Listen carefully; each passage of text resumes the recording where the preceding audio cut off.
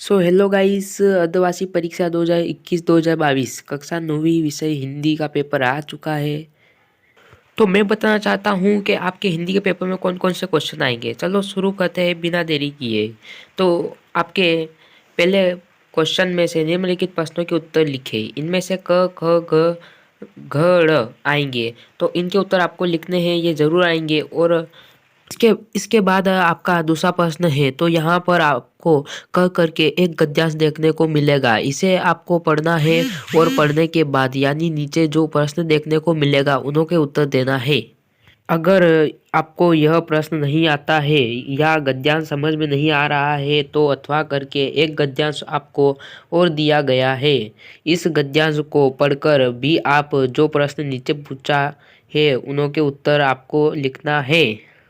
तो इसके बाद आप देख सकते हैं यहाँ करके एक प्रश्न पूछा है। तो चलो और देखते हैं प्रश्न। तो ऐसे ही ब स द य आप देख सकते हैं ये प्रश्न दे रखे हैं उस गद्यांश के।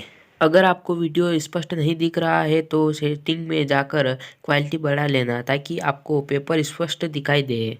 पेपर में जो है वो अच्छे से पेन नहीं है, इसलिए हो सकता है कि आपको प्रॉब्लम हो। इसके बाद तीसरा प्रश्न, इन पदांशों के संदर्भ पर संभ साहित्य व्याख्या कीजिए। तो यहाँ पर आपको क ख करके प्रश्न देखने को मिला है। अगर क वाला प्रश्न नहीं आया तो प्रश्न ख कर सकते हैं, यानी कि संदर्भ और प्रसंग के साथ वाक्य करना है। इसके बाद चौथा क्वेश्चन दिया है कि निम्न लेखकों में से किसी एक का जीवन परिचय लिख दीजिए। तो इसी तरह आपको क ख ग दिए हैं, इनों में से आपको एक का जीवन परिचय लिखना है। तो आते हैं पांचवें क्वेश्चन पे। तो निम्न कवियों में किसी एक कवि का जीवन परिचय दीजिए। तो इसमें भी आपको ऐसे ही करना है। तीन क्वेश्चन दिए हैं, आपको तीन में से एक का जीवन परिचय देना है। तो चले आते हैं छठे नंबर पर, निम्नलिखित का हिंदी में अनुवाद कीजिए। तो इसी तरह दोस्तों क अथवा ख का हिंदी में अनुवाद करना है। तो आते हैं सातवें प्रश्न पर। अपनी पाठ्य पुस्तक के तटस्थ कोई एक श्लोक लिखिए जो इस प्रश्न पत्र में न आया हो। तो इसी तरह मैं आपको 8वें और 9वें का आंसर इसमें बता दूंगा कमेंट में। तो आते हैं 10वें क्वेश्चन पर। तो आपको क ख ग दिए हैं, इनों के उत्तर देना है। चलो आते हैं 11वें क्वेश्चन पर। निम्नलिखित में से किन्हीं दो के तद्भव रूप से लिखे। तो आपको इनों के उत्तर देना है।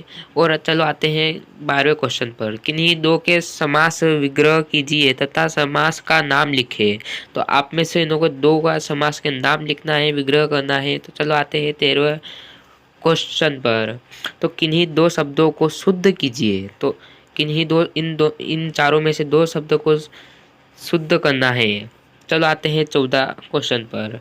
तो किन्हीं दो मुहावरे का अर्थ बताते हुए वाक्य में प्रयोग कीजिए। तो इन क ख ग में से आपको किन्हीं दो का मुहावरे का अर्थ बताते हुए वाक्य में प्रयोग करना है। तो आते हैं 15वें क्वेश्चन पर। किन्हीं दो में संधि कीजिए और संधि का नाम लिखिए। तो आपको इन चारों में से दो का संधि करना है। चलो आते हैं 16वें क्वेश्चन पर। निम्नलिखित शब्दों के रूप तृतीय विभक्ति यहुवचन में लिखिए। तो आपको इन दोनों को लिखना है, उत्तर देना है। तो आते हैं 17वें क्वेश्चन पर। निम्नलिखित में से किसी एक की धातु लकार पुरुष तथा वचन का उल्लेख कीजिए। तो आपको इन दोनों का उल्लेख करना है। चलो आते हैं 18वें क्वेश्चन पर। निम्नलिखित में से किन्हीं दो वाक्यों का संस्कृत में अनुवाद कीजिए। तो आपको हाँ दोस्तों, आपको इसमें से चार चार क्वेश्चन दिए गए हैं। तो इन चारों में से किन्हीं दो का संस्कृत में अनुवाद करना है। चलो आते हैं हम 19वें प्रश्न पर। तो निबंध लिखना है आपको। तो आपको निबंध लिखना है कोरोना वायरस पर। ख वाला है स्वच्छ अभियान और ग वाला है गांधी जयंती। तो आपको इन दोनों पर निबंध लिखना है। तो आते हैं 20वें प्रश्न पर। अपनी प्रधानाचार्य को माफी के लिए प्रार्थना पत्र लिखना है। तो इसमें एक को दिया है अथवा वाला। तो अपनी प्रधानाचार्य को 4 दिनों के अवकाश के लिए प्रार्थना पत्र लिखना है। धन्यवाद आपको। अगर चैनल पर नए हो तो सब्सक्राइब करो और बेल आइकन घंटी दबाओ, और वीडियो अच्छा लगा तो लाइक करो, शेयर करो, कमेंट करो। धन्यवाद आपको। तो इसी तरह बार बार वीडियो देखते रहना।